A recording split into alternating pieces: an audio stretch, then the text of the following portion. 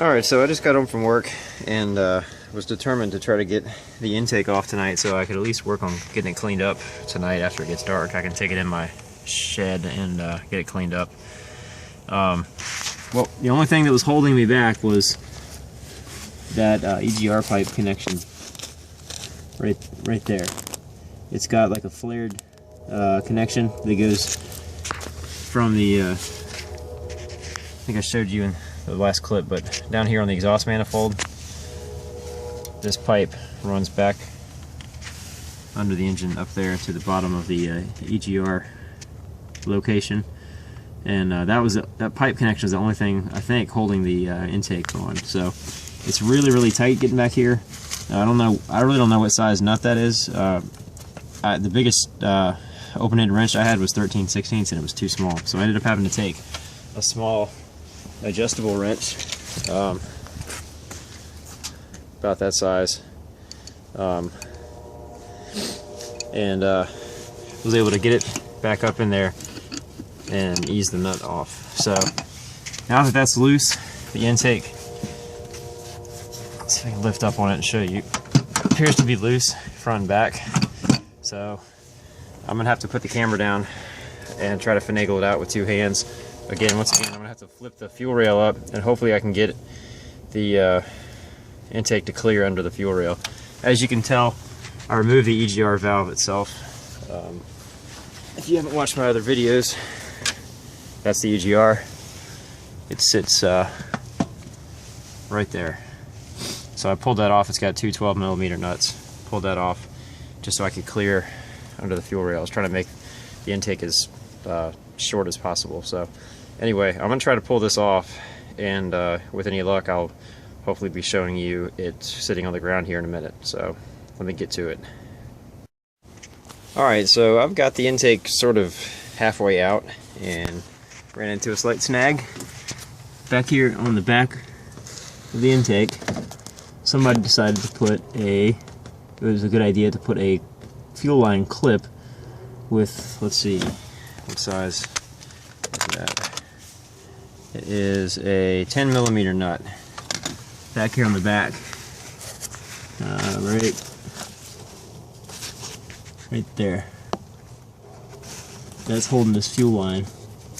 So I can't pull the intake out till I get that nut off. So I'm going to quickly try to get that off. I hope I can get my socket back there, pull that, and I think I should be able to pull the intake out. So let me pull that off and we'll see what happens.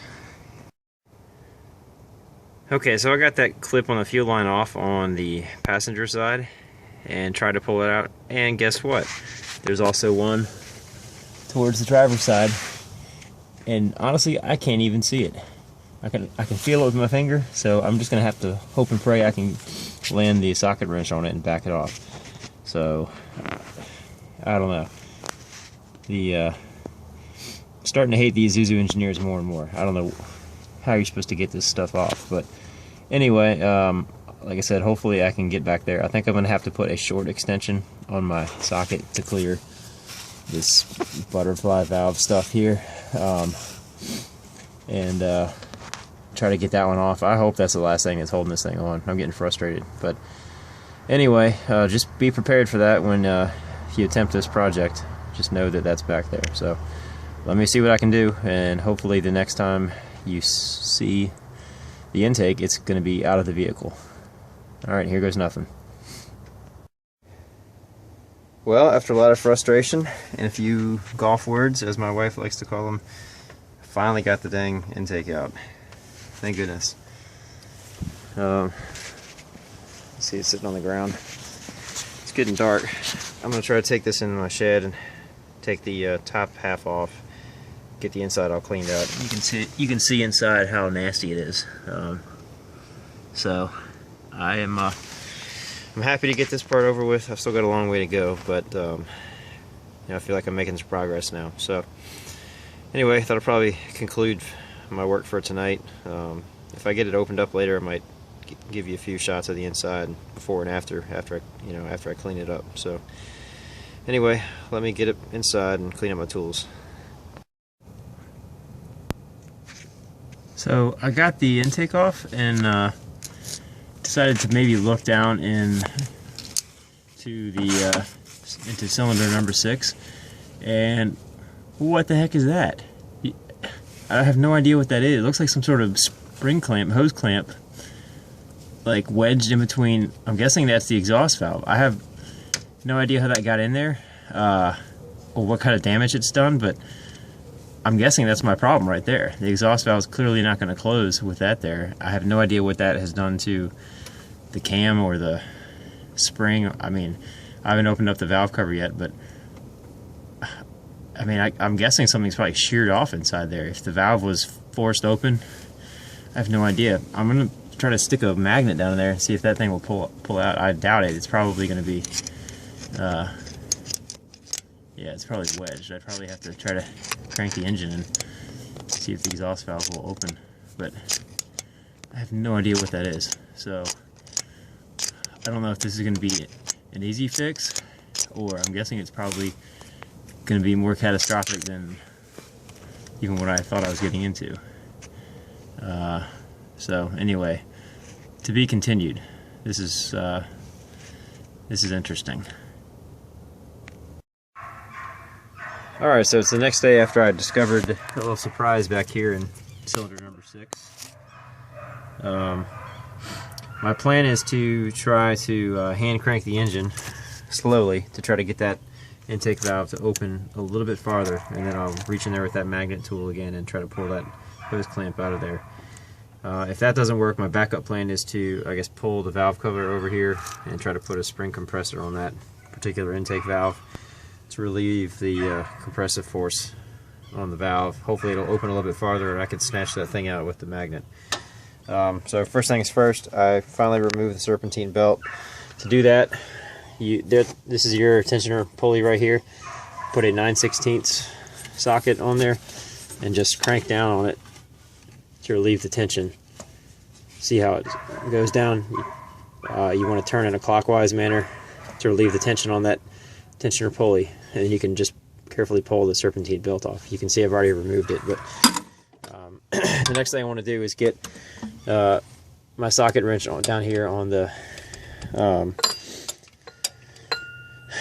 main crank pulley, and I haven't figured out what size socket that is yet, but I'll figure that out shortly. Try to get my wrench on there and just slowly turn the engine over, and hopefully I can pull that thing out. This would be better with 2 hands, with an extra set of hands, but I don't have anybody to help me right now, so I hope I can pull it off by myself. Let me find out what size socket I need down here, and then we'll give this a whirl. Okay, well, so much for that plan. I was able to hand crank the engine, and the valves back here did not move. So I'm guessing that the hose clamp's got that valve wedged all the way open. It's probably not even touching the, I guess the lifter's not touching the cam as it rotates. So I guess I'll be pulling the valve cover off, and hopefully I can put a spring compressor on that one valve and get it out. That's my only hope. Other than that, I'll be back to the drawing board trying to figure out how to get that out of there. So to take the valve cover off, it looks like I've got to take the timing cover off. To take that off, it looks like I have to take the fan pulley off. So easiest way to do that is this bracket. It looks like, I think these are 12mm nuts. There's one there, and one down there. My finger's pointing. So I'll pull those, and hopefully that bracket and the fan will all come off in one piece, and then I can take the timing cover off. So let me get to it. It's getting dark. Alright, as you can see, I got the fan bracket bolted, and it won't actually come out, so I just dropped it down out of the way. Turns out I didn't have to, because whoever had the timing cover off last didn't put the bottom 2 bolts in. You can see there's one there and one bolt hole there. They were concealed by the fan bracket. Well, those bolts weren't there, so that was a waste of time. And upon further inspection, I probably didn't have to remove the timing cover, but I figured it would make it easier to get the, you can see it butts up and overlaps the valve cover, so I figured it would just make it easier. So that's also hard to get out, and whoever had it off last time obviously cracked it, because when I pulled it out from under this wire harness, I found that big crack. Anyway, I need to get these valve cover bolts out. They look like an Allen. I'm not exactly sure what size yet, but I believe there are 8 of them. One in each corner there, and then 4 in the middle. 2 on the, 2 in the middle on the top, 2 in the middle on the bottom. The one that's going to be a nightmare is this one down here in the back by the firewall, underneath the master cylinder. I have no idea how I'm going to get that out. The farther I get into this, the more and more I hate the engineers that designed this vehicle. I mean, I don't know, everything's so hard to get to, especially on the driver's side of the vehicle. The other side, there's a lot more room to work with, but whatever. Also, I need to remove this bracket here that holds this wire harness. So let me get that out first, and then I'll start working on these Allen bolts that hold the valve cover on. Alright, I'm still struggling to get this stupid valve cover off. Whoever designed this is just cruel. It took me probably an hour to get the lower 4 bolts out. The 2 in the front weren't bad. The third one was pretty tricky. I had to use a little adjustable stubby ratchet like this and put it in on that kind of angle. And I ended up getting a Allen socket bit. Can't find it at the moment, but it's an Allen. Here it is, like that. It's a 5mm hex Allen, whatever you want to call it, with a 3/8 drive socket. But this back one is just a bear. The only way I got it was with an actual Allen wrench, 5mm Allen wrench, like that. I had to go in from this angle. I had to have my pin light back there just to help guide me. I had to use both hands, come in from this angle, and get that thing on there. It took me probably 15 minutes just to get it broken loose, just because I couldn't get the wrench seated in the bolt. I finally got it in there, and it wasn't tight, so it was easy to get loose, and then I was able to reach in with my hands and thread it loose, because you only have enough room to turn the Allen thing maybe 15 or 20 degrees. So I had to use my fingers to unthread it. That's the worst one. The other 4 on the top are much easier to get to, so hopefully I can get those out in just a few minutes. But this is probably the worst part of the job so far. So anyway, it took me a minute to figure out how I was going to get there, so I thought I'd share.